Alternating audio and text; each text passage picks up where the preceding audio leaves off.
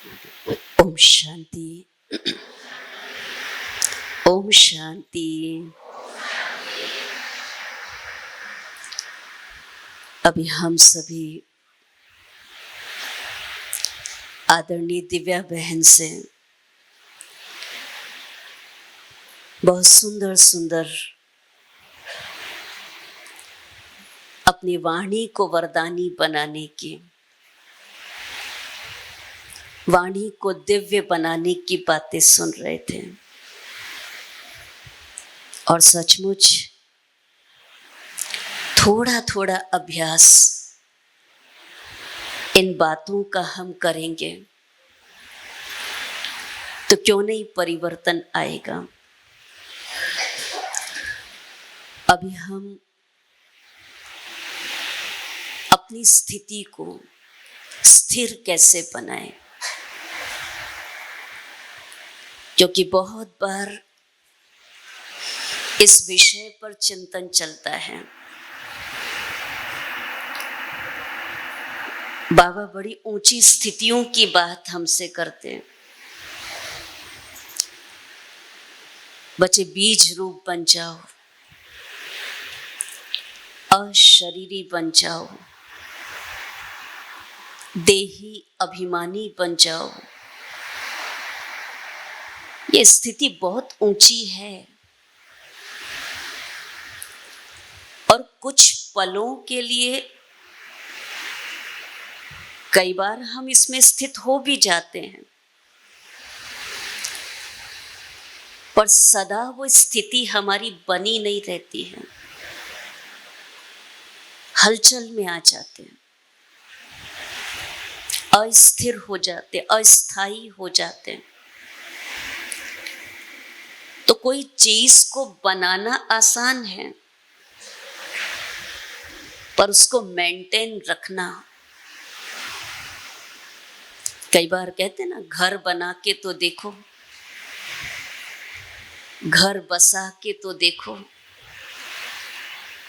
घर बसा भी लेते हैं, घर बना भी लेते हैं, पर घर को चला नहीं पाते हैं, घर को मेंटेन नहीं कर पाते हैं। रिश्ते बना तो लेते हैं, लेकिन रिश्ते निभा नहीं पाते हैं, मेंटेन नहीं कर पाते हैं।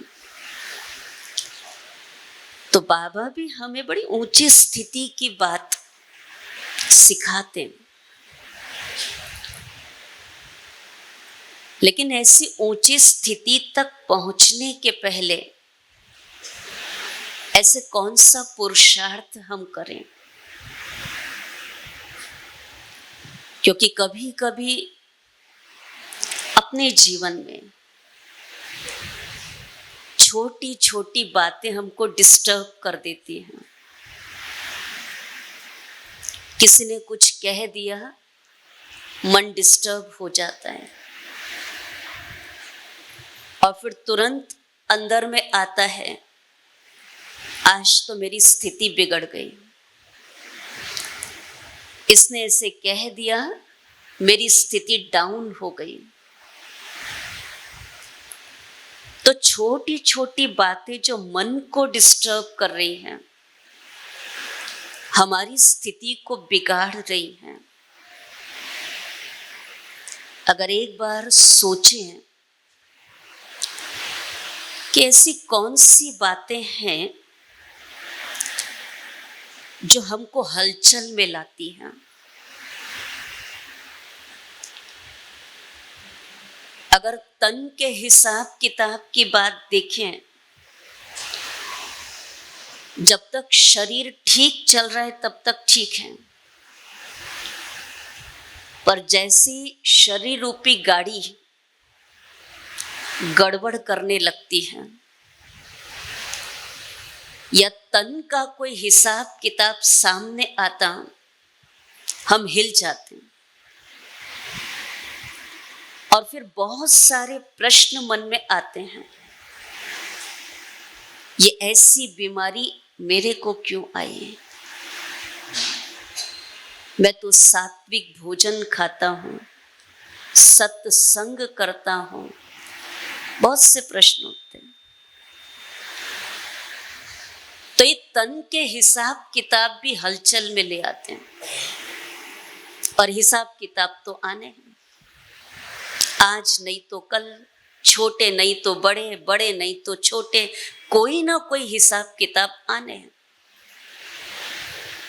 और उस समय हम हिल जाते हैं। मन का हिसाब, मन के कर्म भोग जब सामने आते हैं, मन की घटनाएं जब सामने आती तो हिल जाते हैं। धन का कोई उतार चढ़ाव सामने आता, जब तक बहुत अच्छा बिजनेस चल रहा है, बहुत अच्छी कमाई हो रही है, तब तक ठीक है। लेकिन जहां थोड़ा धन का हिसाब किताब ऊपर नीचे हुआ, हिल जाते। जहां संबंधों की बात आती है, अच्छे संबंध हैं तब तक ठीक है, संबंध बिगड़े, स्थिति बिगड़ी। और कई बार ये प्राकृतिक आपदाएं भी हमको हलचल में ले आती हैं। तो हमको हलचल में लाने वाली बहुत सी बातें, पर स्थिरता क्या है? स्थिरता अर्थात एक ठहराव, स्थिरता अर्थात हलचल से परे, अचल। जहां कोई भी प्रकार की अकल्पनीय बात सामने आ जाए, अविश्वसनीय बात सामने आ जाए, लेकिन फिर भी मन कहीं हिले डुले नहीं, ऐसी अवस्था। पहले के समय में हम सब जानते हैं, तपस्वी, योगी, ऋषि, मुनि, ये सब तपस्या करने के लिए कहाँ जाते थे? कहाँ जाते थे? कौन कौन से स्थान थे जहाँ ये तपस्वी तपस्या करने जाते थे? कहाँ कहाँ जाते थे? हाँ, उनके 3 स्थान प्रसिद्ध थे। कोई जंगलों में जाके, कोई पहाड़ों पे जाके, और कोई गुफाओं में जाके। ये ज्ञान नहीं था, पर ये स्थान थे उनकी तपस्या के। और बिना ज्ञान के भी उनकी तपस्या में इतना बल था, जिसको बाबा कई बार कहते हैं वो सतोगुणी, कि वो घने जंगलों में भी चले जाते थे तपस्या करने। और जिस स्थान पर बैठ कर के वो तपस्या करते थे, अब जंगल में तो कौन मिलेंगे? जंगली जानवर। पर उनकी तपस्या में बल था, और इसीलिए उस जंगल में बैठ के वो तपस्या भी करते थे। तो जंगली जानवर, हिंसात्मक जानवर अगर उन तपस्वी के सामने जाते थे तो वो अपनी हिंसात्मक वृत्ति को भी छोड़ देते थे। उनकी तपस्या में वो बल था कि वो हिंसात्मक वृत्ति उस समय उस पशु की, उस जानवर की बदल जाती थी, और वो उनके सहयोगी बन जाते थे। वो उनके पास जाकर के बैठ जाते थे। और आज के समय में शेर पास में आ जाए तो उस समय तपस्या ऐसी थी उनकी कि वो जानवर भी तपस्वी बन जाते थे। पर अब वो तपस्या में बल नहीं रहा। हम हिल जाते हैं, हम डर जाते हैं, हम हलचल में आ जाते हैं। वो इतने घने जंगल में बैठ के तपस्या करते थे, जो बाबा कई बार मुरलियों में कहते हैं कि गृहस्थी उनको जाकर के भोजन पहुंचाते थे। कुछ और नहीं, अकेले। कई ऐसी गुफाओं में जाकर के बैठ के तपस्या करते। एक छोटी सी कोठरी गुफा, अंदर में एक छोटा सा दिया जल रहा है, और वो ऋषि, वो मुनि, वो तपस्वी, वो वहां बैठ करके तपस्या में लीन है। कोई धुनी लगा रहा है, कोई एक संकल्प में बैठा है, कोई एक पांव पे बैठा है, कोई एक पांव पे खड़ा है, कोई ना कोई तपस्या कर रहा है गुफा में। कई तो वर्षों वर्षों उस गुफा में रहते थे, और कई ऊंची ऊंची पहाड़ियों पर जाकर के तपस्या करते थे, जिन पहाड़ों को देख करके आज घबराहट होती कैसे पहुंचेंगे, और वो वहां पहुंच करके तपस्या करते थे। वो जगह थी उनकी।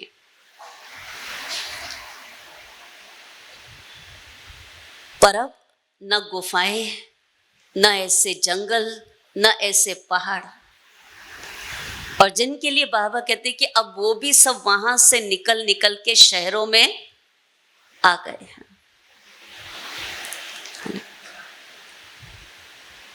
हम अक्सर करके बाबा के बच्चे सेंटर्स पर कई बार ना देवियों की झांकियां करते हैं, और आपने देखा होगा जब देवियों की झांकियां करते हैं तो भिन्न भिन्न तरीके से देवियों के दर्शन कराते हैं, चैतन्य देवियों के। कभी कोई देवी पहाड़ पे से उतरती हुई दिखाते हैं, कभी कोई देवी गुफाओं से निकलती हुई दिखाते हैं, कभी कोई देवी जमीन से ऊपर निकलती हुई दिखाते हैं। जब भिन्न भिन्न स्वरूप से उन देवियों के दर्शन भक्त करते हैं, वो कितने प्रसन्न हो जाते हैं। पर अब पहाड़ पर नहीं जाना है, पर पहाड़ जैसी अवस्था बनानी है। और पहाड़ जैसी अवस्था अर्थात कैसे? पहाड़ जैसी अवस्था अर्थात कैसी? अचल अडोल, हिल हिले पर हम ना हिले, सब कुछ हिल जाए पर हम ना हिले, ऐसी पहाड़ जैसी अचल अडोल अवस्था बनानी। अब गुफाओं में नहीं जाना है, अब थोड़ा अपने अंदर प्रवेश करना है। अब जंगलों में नहीं जाना है, पर मन के जंगल से बाहर निकल के एक सुंदर संकल्पों का बगीचा तैयार करना है तपस्या के लिए।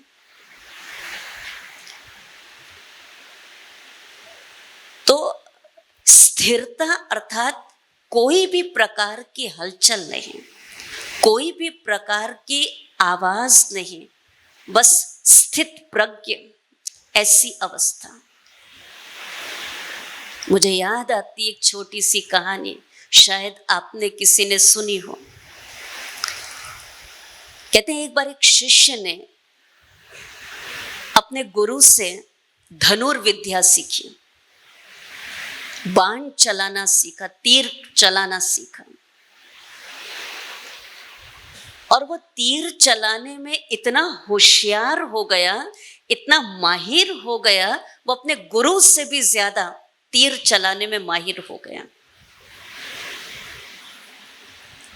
अब बात ये हुई कि शिष्य ने जब गुरु से धनुर्विद्या ली और शिष्य उसमें माहिर हो गया, तो शिष्य को थोड़ा अभिमान आने लगा, और शिष्य ने कहा, गुरुजी, आप कहाँ भी, कभी भी, कैसी भी, कहीं भी स्थिति में आप मुझे तीर चलाने को कहो, मैं परफेक्ट निशाने पर तीर चलाऊंगा। मैं आपसे भी आगे हूं। गुरु तो गुरु ही होते हैं, शिष्य शिष्य होते हैं। गुरु ने कहा, ठीक है, एक बार रखते हैं कंपटीशन। कुछ समय के बाद गुरु ने अपने शिष्य को कहा, चलो आज दोनों चलते हैं तीर चलाने के लिए और देखते हैं कौन माहिर है। गुरुजी अपने शिष्य को एक ऐसे पहाड़ पर लेके गए, जिस पहाड़ से सामने दूसरा एक पहाड़ दिखता था, लेकिन दोनों पहाड़ों के बीच एक ब्रिज बना हुआ था, एक पुल, पतला सा पुल था। और वो पुल भी सीधा नहीं था, वो पुल भी डगमगा रहा था, हिलता हुआ था। कई जगह पे है ना झूलती मीनार, झूलते पुल, है ना, ऐसे एक वो पुल था, एक पहाड़ से दूसरे पहाड़ को जोड़ता हुआ बीच में वो पुल था, हिल रहा था। शिष्य को ये नहीं समझ में आ रहा था कि गुरुजी मुझे कहां से खड़े होकर के तीर चलाने के लिए कहेंगे। और गुरु ने उस शिष्य को कहा, बेटा जिस पहाड़ पे तुम खड़े हो वहां से तीर नहीं चलाना है। इस पहाड़ जिस पर तुम खड़े हो और सामने जो तुमको पहाड़ दिख रहा है, उस पहाड़ के एकदम पीछे जो पेड़ दिखाई दे रहा है और उस पेड़ के ऊपर जो चिड़िया दिखाई दे रही है, उस चिड़िया के ऊपर निशाना साधना है, पर पहाड़ पे खड़े होकर नहीं। फिर कहाँ खड़े होना है?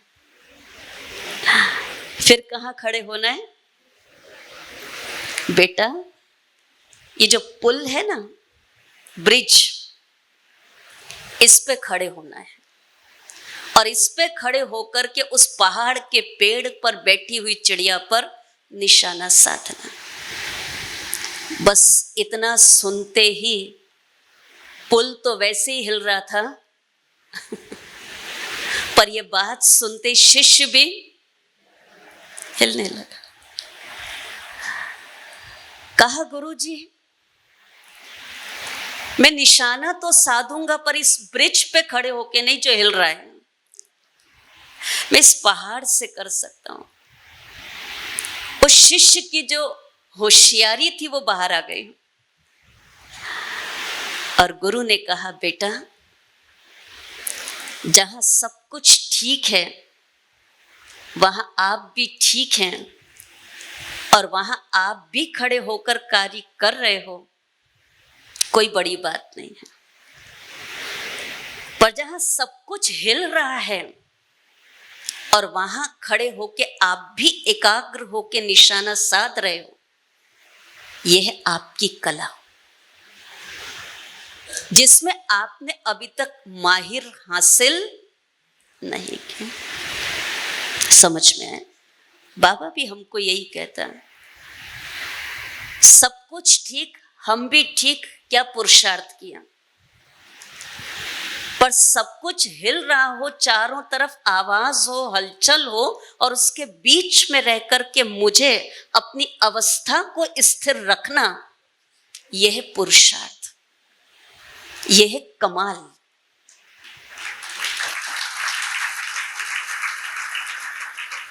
और वो परफेक्शन, वो पुरुषार्थ बाबा हमसे कराना चाहता है। तो इस विषय पर चिंतन करते करते कुछ बातें ध्यान पर आ रही थी कि वो स्थिरता वो कैसे आएगी। उस स्थिरता को लाने के लिए पहले चाहिए एकाग्र चित्त वृत्ति, एकाग्रता, एकाग्र चित्त वृत्ति, एकाग्रता। मैं समझती हूं आपने सबने मधुमक्खी को देखा होगा, देखा है? अच्छा, मधुमक्खी को तो देखा है, लेकिन उसको फूल पर बैठ करके फूल का रस पीते हुए देखा है? किस किसने देखा है? अच्छा, बाकी ने देखा ही नहीं है। अच्छा, मधुमक्खी को देखा है? आप कहोगे उसको काटते ही देखा है, उसको रस पीते तो देखा ही नहीं है, है ना? तो वो मधुमक्खी जो एक फूल के ऊपर बैठकर तल्लीन होती है, किस चीज में तल्लीन होती है? फूल का रस पीने में। पूरा आनंद उठाती है उसका, पूरी मगन हो जाती है उसमें, पूरी एकाग्र हो जाती है उसमें। अगर हम भी पूरी तरह से ऐसे एकाग्र होकर के बाबा की याद में बैठें तो बाबा के प्यार का, बाबा की शक्ति का, बाबा के गुणों का पूरा रस अपने अंदर ले सकते हैं। और वहां पूरी तरह से ठहराव आ जाता है, एक पूरी तरह से हम स्थित प्रज्ञ हो जाते हैं जब हम वो आनंद लेने में डूब जाते हैं। और वो एकाग्रता के बिना अनुभव संभव नहीं है, एकाग्रता के बिना संभव नहीं है। और इसीलिए स्थूल कर्म इंद्रियों की एकाग्रता के बाद फिर सूक्ष्म कर्म इंद्रियों की एकाग्रता पर जाना है। पहले तो धीरे धीरे हमें अपनी स्थूल कर्म इंद्रियों को एकाग्र करने की जरूरत है। आप देखो जो योगी होते हैं, तपस्वी होते हैं, उनकी आंखें कैसी होती हैं? कैसी होती हैं आंखें? कैसी होती हैं? बड़ी नम, आधी खुली हुई छोटी आंखें होती हैं। और बड़ी आंखें किसकी होती हैं? छोटी छोटी आंखें बड़ी है। लेकिन जब योगी तपस्या में बैठा होता है तब उसकी आंखें कैसी हो जाती हैं? थोड़ी बंद होती है, थोड़ी सी खुली होती है, थोड़ी सी नम होती है। और सचमुच जब वो एकाग्र होकर बैठता है लगता है तल्लीन है वो। आंखें बड़ी वो योगियों की नहीं, वो क्रोधियों की निशानी है। पर आंखें नम वो योगियों की निशानी है। एकाग्रता, आंखों की एकाग्रता, दौरान देशी जिसको बाबा कहते हैं। और इसीलिए जब कोई ऐसी चीज जिसे देखना होता है तब कहा जाता जरा ध्यान से देखो। जब ध्यान से देखना होता है तो आंखें छोटी हो जाती हैं। बड़ी बड़ी आंखें करके नहीं देखते, छोटी आंखें करके। कानों की एकाग्रता, तब कहा जाता ध्यान से सुनो, कोई शब्द रह ना जाए, ध्यान से बोलो। हर कर्म इंद्री के आगे एक शब्द लगा देते हैं ध्यान। ध्यान से देखो, ध्यान से सुनो, ध्यान से बोलो, ध्यान से करो। कहते ना नजर हटी दुर्घटना घटी। ध्यान, और जितना ध्यान से उस कार्य को किया जाता तब वो पूरी तरह से ग्रास्प हो पाता है। जब हम बाबा की मुरली को सुनते और मुरली सुनते सुनते भी पूरी चित्त, पूरी वृत्ति, पूरी एकाग्रता उस मुरली के अंदर होती है। आंखें भी उसमें डूबी हुई, कान भी उसमें डूबा हुआ। जब सब कुछ उसमें डूबा हुआ होता है, एक एक शब्द अंदर उतरता है। और एक सेकंड भी अगर हमारी बुद्धि भटकी, बाबा की वो लाइन मुरली की मिस हो जाती है, फिर वो कनेक्शन कट हो जाता है। एकाग्रता, इसलिए पहले तन की एकाग्रता, फिर धीरे धीरे सूक्ष्म कर्म इंद्रियों की एकाग्रता। मुझे तो कई बार वो गीत याद आता है, तन डोले मेरा मन डोले। फिर मुझे हंसी भी आती है, अब तन ही डोल रहा है तो मन तो पहले ही डोल रहा था। ठिकाने तन को नहीं लगाना था, ठिकाने तो मन को लगाना था। तन डोले मेरा मन डोले, है ना? अब मुझे सच्चा योगी बनना है, सच्ची स्थिरता लानी है, तो तन को भी स्थिर करना है और मन को भी स्थिर करना है। जब योगासन, प्राणायाम आदि किया जाता तो बड़ी सुंदर स्थिति में बैठते हैं, है ना, पलाती लगाकर नीचे बैठते हैं, फिर अंगुलियों को टच करते हैं। कई प्रकार के आसन, प्राणायाम, जो कुछ भी हम करते हैं, अब एक अंगुलियों के स्पर्श मात्र से, टच करने से, अंगुलियों को छूने से शरीर स्वस्थ होने लगता है, शरीर की बीमारियां ठीक होने लगती हैं, हम सही प्रकार से श्वास ले पाते हैं, सीख पाते हैं। एक अंगुलियों का स्पर्श ही तो है, मुद्राएं ये सारी। अगर हम अपना संकल्पों का स्पर्श, अपने मन और बुद्धि का स्पर्श प्यारे बाबा के साथ कर दें, तो जैसे अंगुलियों के स्पर्श से तन ठीक होने लगता, तो क्या इस मन और बुद्धि के स्पर्श से जब बाबा के साथ उसको छूने लगते हैं, तो क्या तन और मन दोनों हमारे स्थिर नहीं हो पाएंगे? वो योगासन प्राणायाम में भी स्थिरता चाहिए होती है। हिलते दुलते आप अंगुलियों को स्पर्श करोगे, नहीं चलता है, उसमें सब कुछ एकाग्र करना होता है।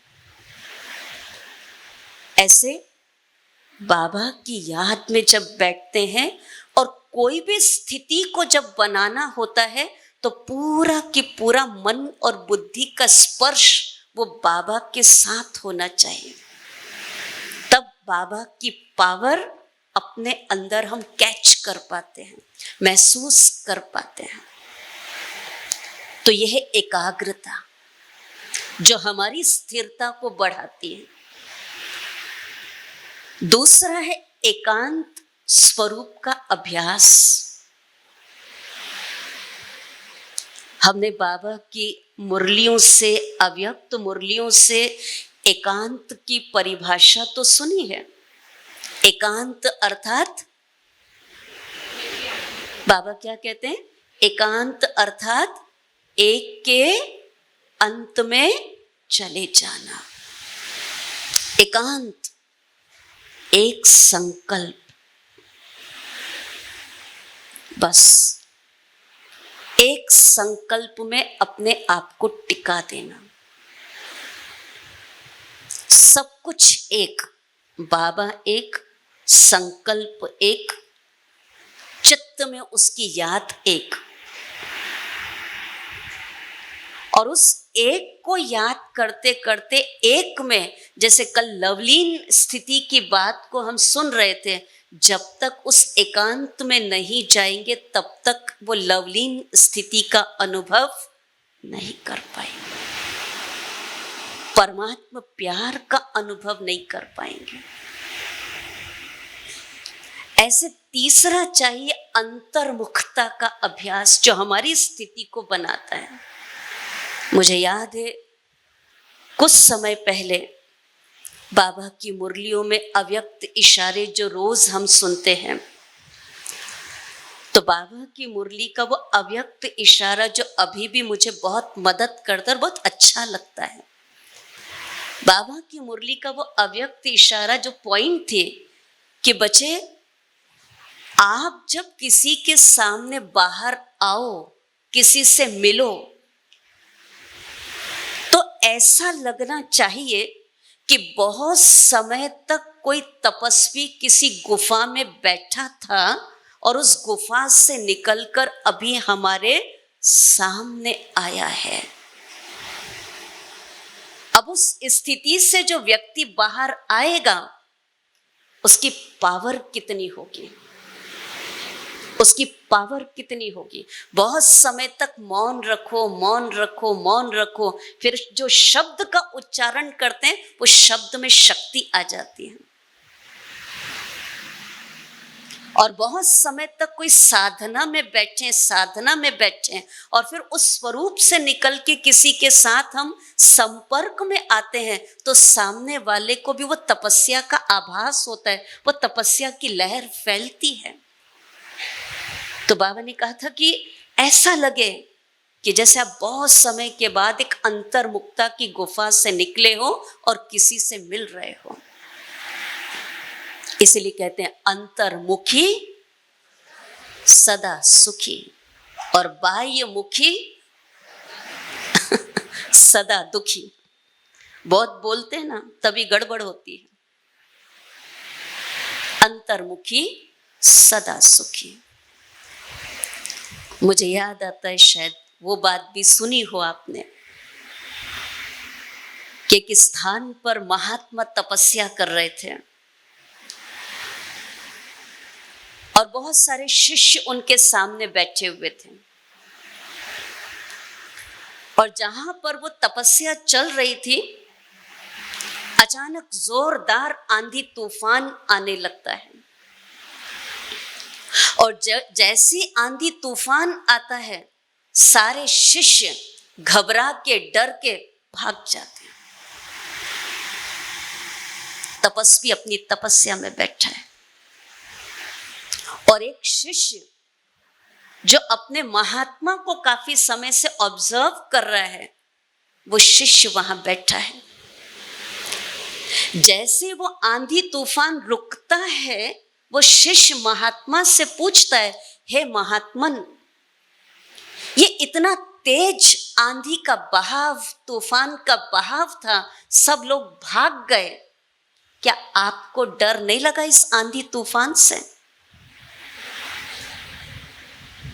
महात्मा ने क्या जवाब दिया होगा? क्या कहा होगा? हाँ जी, महात्मा जी क्या कर रहे थे? हाँ, कहा सब भाग रहे हैं, आप कैसे हैं? आपको डर नहीं लग रहा है? महात्मा ने भी कहा सब भाग रहे हैं, मैं भी भाग रहा था। सब बाहर भाग रहे थे और मैं अंदर भाग रहा था। मैं भी भाग रहा था, पर सब बाहर भाग रहे थे और मैं अंदर। जितनी बड़ी दुनिया हमको एक बाहर दिखाई दे रही है ना, उतनी ही बड़ी दुनिया, उससे भी कई गुना बड़ी दुनिया एक अंदर में भी है। अंदर भी वो दुनिया है, और वो दुनिया बहुत शांत है। वो दुनिया बहुत हलचल से परे है। और इसलिए कहा जाता है कि चाहे समुद्र हो, चाहे कोई तूफानी दौर हो, जब चारों तरफ तूफान दिखाई देता है, तो उसका जो बीच का पॉइंट होता है वो सदा शांत होता है। अगर हम भी उस बाहर के तूफान से निकल के अपने अंदर के श्रेष्ठ संकल्प में अपने आप को टिका देते हैं, तो हम भी हलचल से परे एकाग्र स्थित हो जाते हैं। इसलिए कहा जाता है, सूर्यमुखी प्रभात में खिलता है, रात में नहीं। सूर्यमुखी प्रभात में खिलता है, रात में नहीं। चंद्रमुखी रात में खिलता है, प्रभात में नहीं। पर अंतर्मुखी सदा ही खिलता रहता है, क्योंकि उसकी मुस्कान किसी के हाथ नहीं, उसकी मुस्कान किसी के हाथ नहीं। हम ऐसे अंतर्मुखी हैं। हमको ईश्वरीय शक्ति से परमात्मा प्यार की ताकत चला रही है, और इसीलिए उस परमात्मा प्यार के कारण कोई तूफान हमको हिलाएगा? हिला नहीं सकता। तब कहा अंतर्मुखी सदा सुखी। ये जो बीच बीच में हमारा ट्रैफिक कंट्रोल है, साइलेंस के लिए, शांति की शक्ति से शांति जग में लानी, वो क्यों अभ्यास बाबा हमसे कराता है? ताकि हलचल में आए और फिर अचल, फिर बाहर आए, फिर साइलेंस में चले गए, एकाग्र हो गए, शांत हो गए। तो एकाग्रता, एकांत, अंतर्मुक्ता और फिर स्थिरता के लिए चाहिए संपूर्ण समर्पण भाव, संपूर्ण समर्पण भाव किसके प्रति? संपूर्ण समर्पण किसके प्रति? बाबा के प्रति संपूर्ण समर्पण, पूरा निश्चय। जो आत्मा संपूर्ण समर्पण, संपूर्ण निश्चय के साथ जीती है, उसकी अवस्था कभी हिल डुल नहीं सकती है। वो सदा स्थित प्रज्ञ हो जाएगा, वो स्थिर हो ही जाएगा। पूरा निश्चय, बाबा मेरे साथ है, मैं बाबा का, बाबा मेरा। मुझे तो हमेशा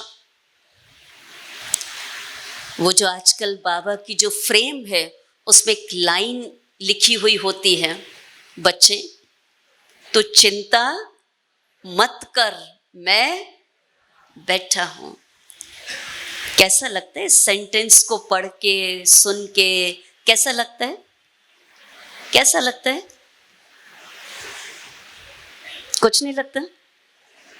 कैसा लगता है? बच्चे तो चिंता मत कर, मैं बैठा हूं ना। अच्छा लगता है? ऐसा लगता है किसी की छत्र छाया मेरे ऊपर है, कोई मेरे साथ है।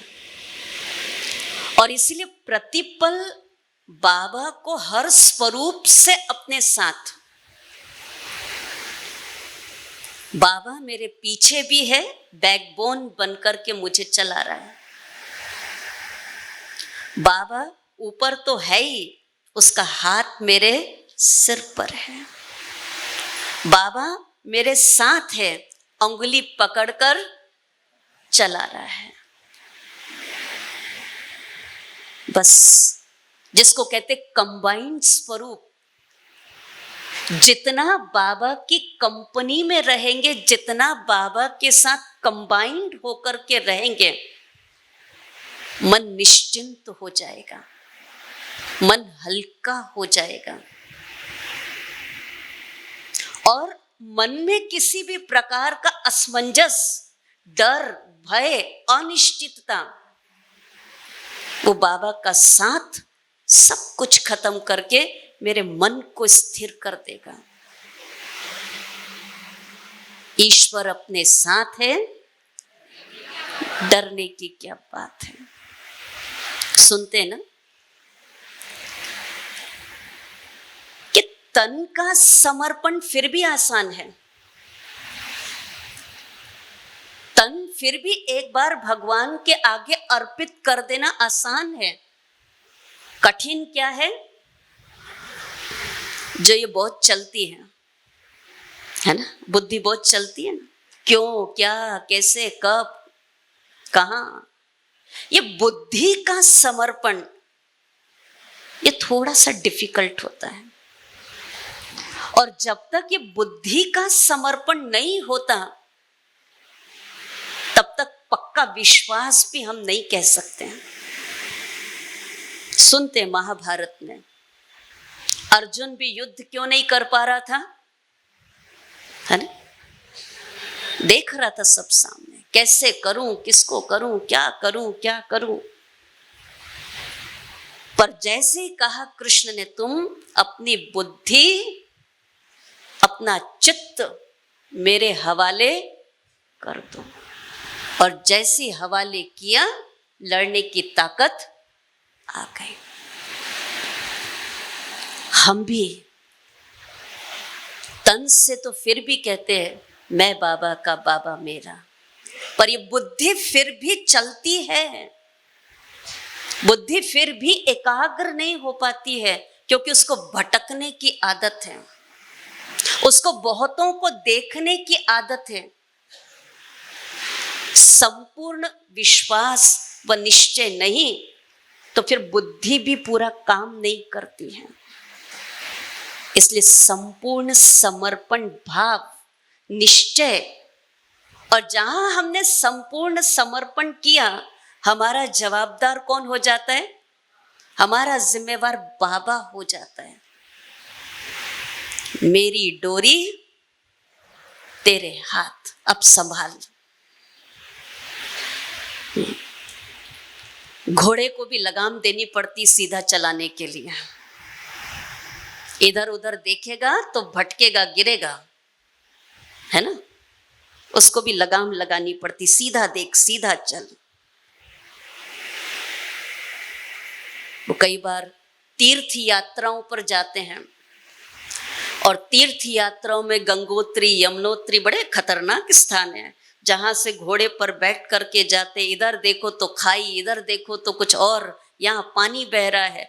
अगर उस समय पर हमने भी अपनी लगाम और घोड़े को भी लगाम नहीं दी और अगर देखते रहे, अरे ये गिरा, तो वो तो कम गिरा, उसको देखकर दूसरा भी गिरा। सीधा चलो। बाबा भी कहते हैं श्रीमत की लगाम लेके चलो। कौन कितना पुरुषार्थ कर रहा है, कौन किस मंजिल पर पहुंच रहा है, आपको नहीं देखना। आपको अपने आप को और सामने बाबा को, अपने लक्ष्य को देखकर उस लगाम को लेकर चलते चलो। मंजिल मिल जाएगी, स्थिरता आ जाएगी, हलचल से उपराम हो जाओगे। ये समर्पण। और फिर चाहिए संपन्नता, संपूर्णता। स्थिरता वहां आती है जहां संपन्नता है और संतुष्टता है। अगर किसी चीज की कमी होती है तो वो कमी हमको हलचल में लाती है। कई बार आप खाना खा रहे होंगे, आपने खुद ने प्रैक्टिकल अनुभव किया होगा। आपकी भी थाली पिरोसी गई, आपके बाजू वाले की भी थाली पिरोसी गई। आपकी थाली में 4 आइटम, पड़ोसी की थाली में 6 आइटम। क्या होगा? हमारी आंख कब तक उसमें जाएगी?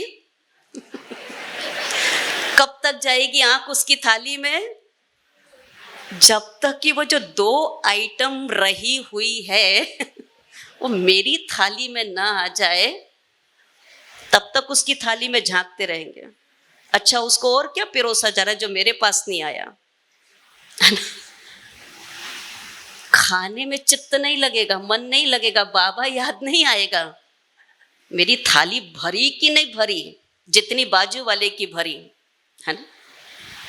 और जहां सब कुछ मिल गया, फिर आराम से बैठकर भोजन का आनंद ले सकेंगे, आनंद ले सकेंगे। तो बाबा ने भी तो कितने खजाने आत्मा को दिए, और इसीलिए तो कहा अप्राप्त नहीं कोई वस्तु ब्राह्मणों के खजाने में। अरे इतने खजाने जिसके पास हो, उसको क्या कमी है, उसको क्या कमी है। और देने वाला कितना समर्थ है, देने वाला कितना शक्तिशाली है।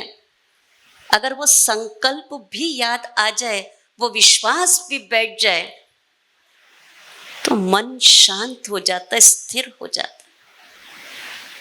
एक जगह में पढ़ रही थी कि धन कहता है मुझे खूब जमा करो, है ना। धन कहता है मुझे खूब जमा करो, कैलेंडर कहता है रोज मुझे पलटा करो। समझ में आ रहा है ना। धन कहता है मुझे खूब जमा करो, कैलेंडर कहता है मुझे रोज पलटा करो, समय कहता है रोज मेरे लिए समय निकालो। और बाबा कहता है मेरे ऊपर विश्वास करो, मेरे ऊपर विश्वास करो। कुछ करो ना करो, पर मेरे ऊपर विश्वास करो। संपन्नता आ जाएगी, स्थिति बन जाएगी। और लास्ट, तीन बिंदी का अभ्यास जो हमारी स्थिरता को बढ़ाता है। तीन बिंदी का अभ्यास जो बाबा ने कहा, आंख खुलते ही पहली बिंदी कौन सी? जोर से बोलो, आत्मा बिंदी है। दूसरी कौन सी? परमात्मा बिंदी। तीसरी कौन सी?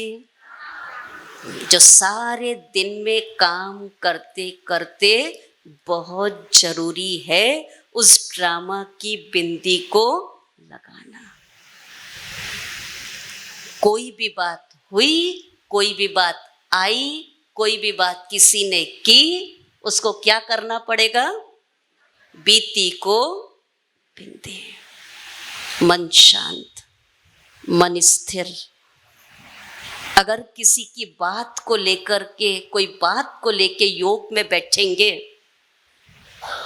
तो अवस्था बनेगी, अवस्था जमेगी नहीं हो सकती। वही चिंतन और वही चिंतन मेरी चेतना को बार बार डिस्टर्ब करता रहेगा। बड़ों से सुन रहे थे, वरिष्ठ दादियों से, कि गुलजार दादी ये अभ्यास करती थी। रोज रात को सोने के पहले दादी कहती थी, आज का मेरा पार्ट पूरा हुआ, आज का ड्रामा पूरा हुआ, फुल स्टॉप लगा देती थी। निश्चिंत निर्संकल्प होके सो जाती थी। और इसीलिए हम दादियों की अवस्था को देखते हैं, कितनी निश्चिंत है, कितनी निर्विकल्प है। ऐसी अवस्था का अभ्यास। इसलिए सुनाते हैं कि जब बाबा साकार में थे, पुरानी ये बातें हैं, उस समय तो गीत भी नहीं थे, म्यूजिक भी नहीं थी, लाल लाइट का प्रचलन नहीं था, ट्रांसलाइट का प्रचलन नहीं था ये सब कुछ नहीं था। लेकिन घंटों घंटों बाबा की याद में कोई एकाग्र होकर के, स्थिर होकर के बैठे रहते थे। घंटों घंटों वो स्थिति बनी हुई रहती थी। और अब सब कुछ है, रेड लाइट भी है ना, रेड लाइट भी है, बढ़िया बढ़िया म्यूजिक के साधन भी हैं, बढ़िया बढ़िया गीत भी है, बढ़िया बढ़िया बैठने के साधन भी है। लेकिन अब क्या नहीं है? पहले कुछ नहीं था, स्थिति थी, अब सब कुछ है, अब स्थिति नहीं है। और इसीलिए इतनी हलचल उस समय होती थी तो भी वो एकाग्र थे। निश्चय बुद्धि विजयंती। और इसीलिए स्थिरता की बहुत जरूरत है। आज जिस स्टेज पर हम बैठे हैं, ये सब साधन रखे हुए हैं, ये स्टेज जिसके ऊपर किसी को परफॉर्म करना हो, डांस करना हो, गीत गाना हो, है ना, कुछ ना कुछ एक्सरसाइज करानी हो, और जिस स्टेज पर हम बैठे वो स्टेज अगर हिलने लगे तो हिलने लगे तो हिलने लगे तो क्या होगा? आवाज नहीं आ रहा है ना? ये हिलने लगे, डांस करने वाला कर पाएगा? नहीं।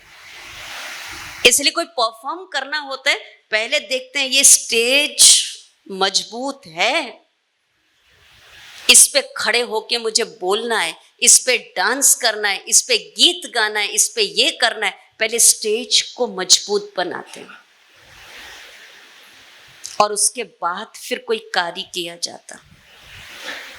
ऐसे हम भी अपनी मन के स्टेज को शक्तिशाली बना लेंगे, स्थिर बना लेंगे, और फिर उस स्टेज पर बैठ करके जो भी सेवा करेंगे वो सेवा सफलता को पाएगी।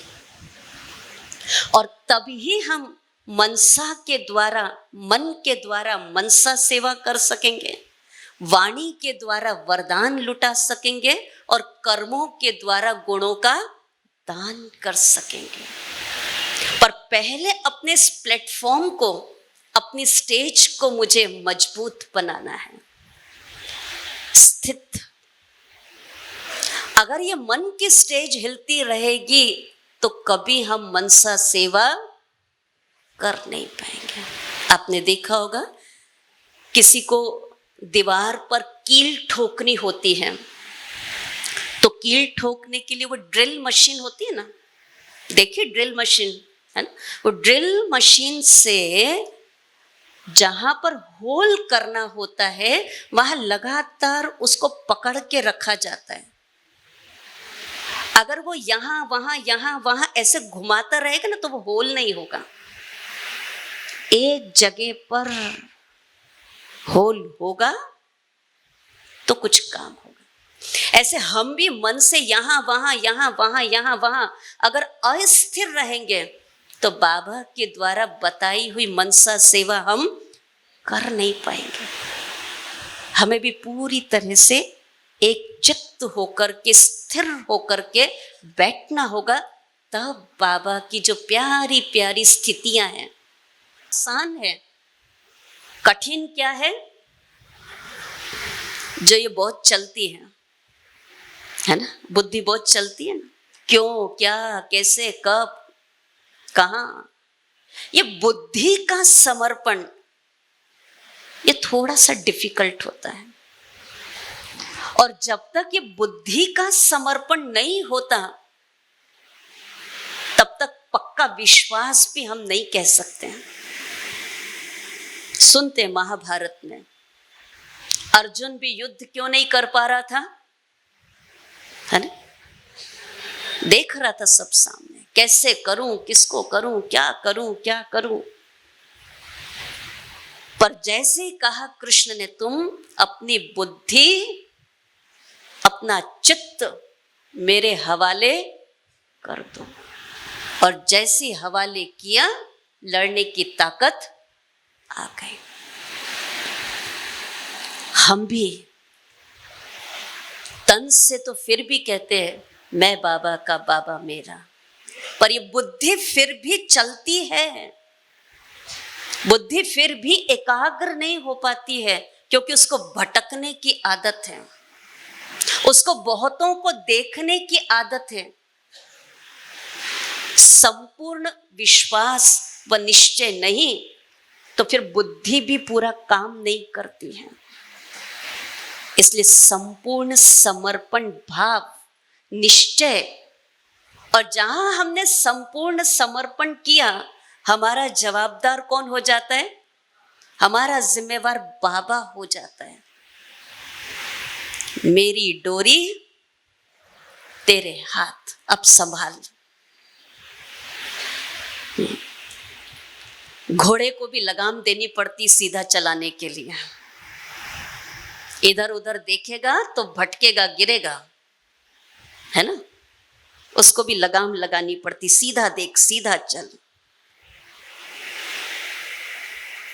वो कई बार तीर्थ यात्राओं पर जाते हैं, और तीर्थ यात्राओं में गंगोत्री, यमुनोत्री बड़े खतरनाक स्थान है, जहां से घोड़े पर बैठ करके जाते, इधर देखो तो खाई, इधर देखो तो कुछ और, यहाँ पानी बह रहा है।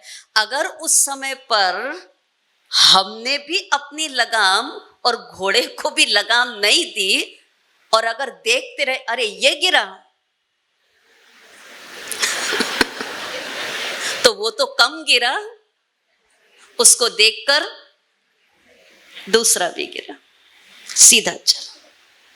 बाबा भी कहते हैं श्रीमत की लगाम लेके चलो, कौन कितना पुरुषार्थ कर रहा है, कौन किस मंजिल पर पहुंच रहा है, आपको नहीं देखना। आपको अपने आप को और सामने बाबा को, अपने लक्ष्य को देखकर उस लगाम को लेकर चलते चलो, मंजिल मिल जाएगी, स्थिरता आ जाएगी, हलचल से उपराम हो जाओगे। ये समर्पण। और फिर चाहिए संपन्नता, संपूर्णता, स्थिरता वहां आती है जहां संपन्नता है और संतुष्टता है। अगर किसी चीज की कमी होती है तो वो कमी हमको हलचल में लाती है। कई बार आप खाना खा रहे होंगे, आपने खुद ने प्रैक्टिकल अनुभव किया होगा। आपकी भी थाली पिरोसी गई, आपके बाजू वाले की भी थाली पिरोसी गई। आपकी थाली में 4 आइटम, पड़ोसी की थाली में 6 आइटम। क्या होगा? हमारी आंख कब तक उसमें जाएगी? कब तक जाएगी आंख उसकी थाली में? जब तक कि वो जो 2 आइटम रही हुई है वो मेरी थाली में ना आ जाए, तब तक उसकी थाली में झांकते रहेंगे। अच्छा, उसको और क्या पिरोसा जा रहा है जो मेरे पास नहीं आया?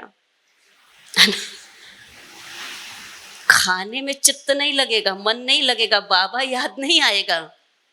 मेरी थाली भरी कि नहीं भरी, जितनी बाजू वाले की भरी है ना। और जहां सब कुछ मिल गया, फिर आराम से बैठकर भोजन का आनंद ले सकेंगे, आनंद ले सकेंगे। तो बाबा ने भी तो कितने खजाने आत्मा को दिए, और इसीलिए तो कहा अप्राप्त नहीं कोई वस्तु ब्राह्मणों के खजाने में। अरे इतने खजाने जिसके पास हो, उसको क्या कमी है? उसको क्या कमी है? और देने वाला कितना समर्थ है, देने वाला कितना शक्तिशाली है। अगर वो संकल्प भी याद आ जाए, वो विश्वास भी बैठ जाए, तो मन शांत हो जाता है, स्थिर हो जाता है। एक जगह में पढ़ रही थी कि धन कहता है मुझे खूब जमा करो, है ना। धन कहता है मुझे खूब जमा करो, कैलेंडर कहता है रोज मुझे पलटा करो। समझ में आ रहा है ना? धन कहता है मुझे खूब जमा करो, कैलेंडर कहता है मुझे रोज पलटा करो, समय कहता है रोज मेरे लिए समय निकालो। और बाबा कहता है मेरे ऊपर विश्वास करो,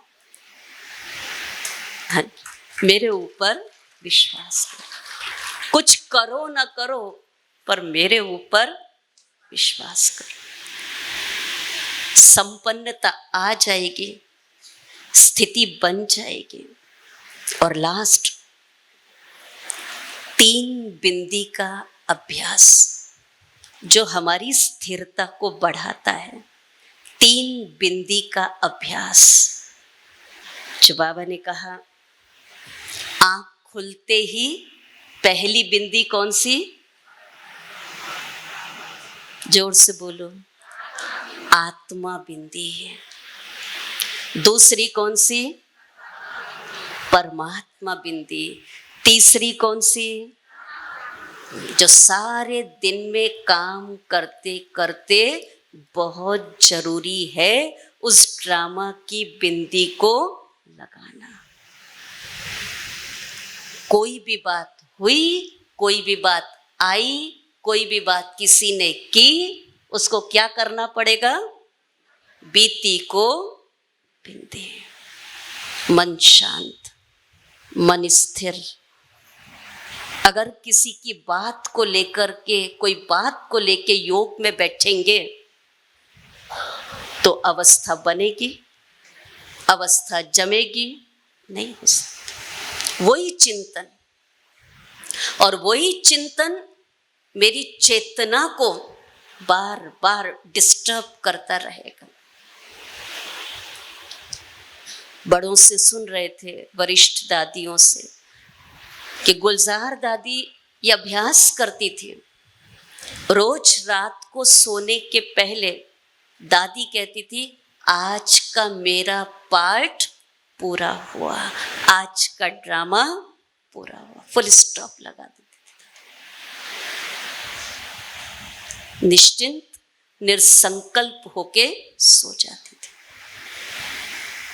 और इसीलिए हम दादियों की अवस्था को देखते हैं, कितनी निश्चिंत है, कितनी निर्विकल्प है। ऐसी अवस्था का अभ्यास। इसलिए सुनाते हैं कि जब बाबा साकार में थे, पुरानी ये बातें हैं, उस समय तो गीत भी नहीं थे, म्यूजिक भी नहीं थी, लाल लाइट का प्रचलन नहीं था, ट्रांसलाइट का प्रचलन नहीं था ये सब कुछ नहीं था। लेकिन घंटों घंटों बाबा की याद में खोए एकाग्र होकर के, स्थिर होकर के बैठे रहते थे। घंटों घंटों वो स्थिति बनी हुई रहती थी। और अब सब कुछ है, रेड लाइट भी है ना, रेड लाइट भी है, बढ़िया बढ़िया म्यूजिक के साधन भी हैं, बढ़िया बढ़िया गीत भी हैं, बढ़िया बढ़िया बैठने के साधन भी हैं। लेकिन अब क्या नहीं है? पहले कुछ नहीं था, स्थिति थी, अब सब कुछ है, अब स्थिति नहीं है। और इसीलिए इतनी हलचल उस समय होती थी तो भी वो एकाग्र थे। निश्चय बुद्धि विजयंती। और इसीलिए स्थिरता की बहुत जरूरत है।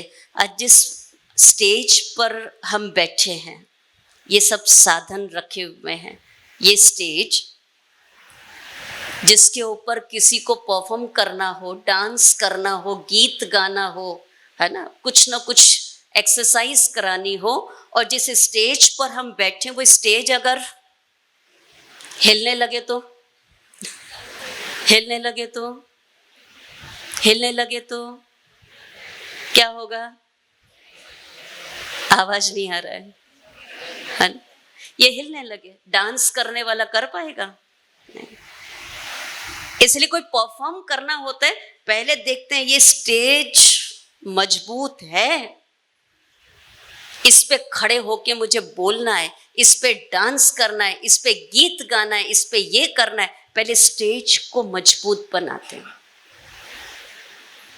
और उसके बाद फिर कोई कार्य किया जाता। ऐसे हम भी अपनी मन के स्टेज को शक्तिशाली बना लेंगे, स्थिर बना लेंगे, और फिर उस स्टेज पर बैठ करके जो भी सेवा करेंगे वो सेवा सफलता को पाएगी। और तभी हम मनसा के द्वारा, मन के द्वारा मनसा सेवा कर सकेंगे, वाणी के द्वारा वरदान लुटा सकेंगे, और कर्मों के द्वारा गुणों का दान कर सकेंगे। पर पहले अपने इस प्लेटफॉर्म को, अपनी स्टेज को मुझे मजबूत बनाना है, स्थित। अगर ये मन की स्टेज हिलती रहेगी तो कभी हम मनसा सेवा कर नहीं पाएंगे। आपने देखा होगा किसी को दीवार पर कील ठोकनी होती है, तो कील ठोकने के लिए वो ड्रिल मशीन होती है ना, देखिए ड्रिल मशीन है ना, वो ड्रिल मशीन से जहां पर होल करना होता है वहां लगातार उसको पकड़ के रखा जाता है। अगर वो यहां वहां ऐसे घुमाता रहेगा ना तो वो होल नहीं होगा, एक जगह पर होल होगा तो कुछ काम होगा। ऐसे हम भी मन से यहां वहां अगर अस्थिर रहेंगे तो बाबा के द्वारा बताई हुई मनसा सेवा हम कर नहीं पाएंगे। हमें भी पूरी तरह से एक चित्त होकर के, स्थिर होकर के बैठना होगा, तब बाबा की जो प्यारी प्यारी स्थितियां हैं, जो अंतिम समय में हमें काम आने वाली हैं, उन स्थितियों का अभ्यास और अनुभव हम अच्छे से कर पाएंगे। ठीक है। ओम शांति।